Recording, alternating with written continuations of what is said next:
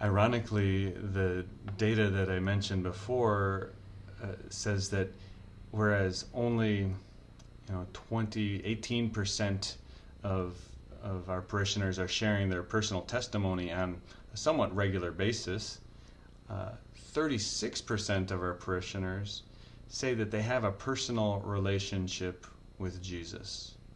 Another 21% say they're growing as a disciple. And number 35% say they're practicing their Catholic faith.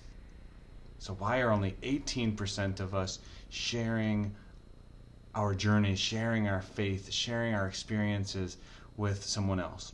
Again, some of it might be the way that the questions are asked or what we understand about it, but I think a lot of it is we just don't really know what to do with that, or we haven't really pinpointed that moment. We think back even on some of the great saints.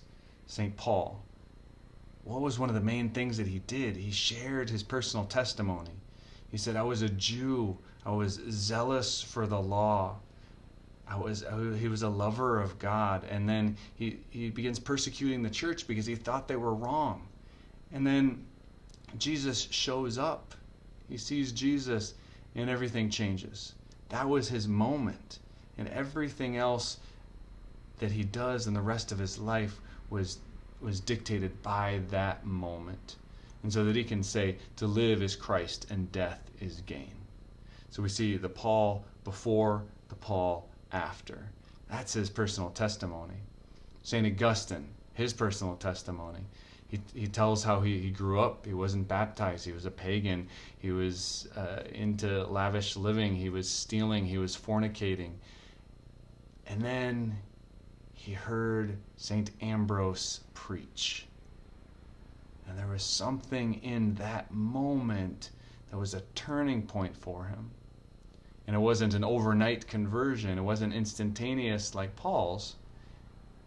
St. Augustine will later have to say, I prayed, Lord, grant me chastity, but not yet. But eventually he prays, yes, now, grant it to me now. And he becomes one of the great saints of our tradition.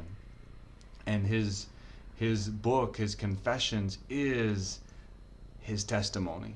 It's his personal testimony. And that's why now, 1700 years later, it's still widely read. What's your testimony?